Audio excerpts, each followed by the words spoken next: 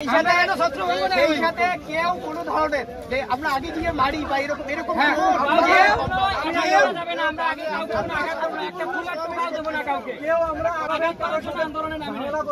দাবি জানানোর ধরনের আমাদের কর্মসূচি হবে কোনো ধরনের সহিংসতা যেন না ছড়ায়।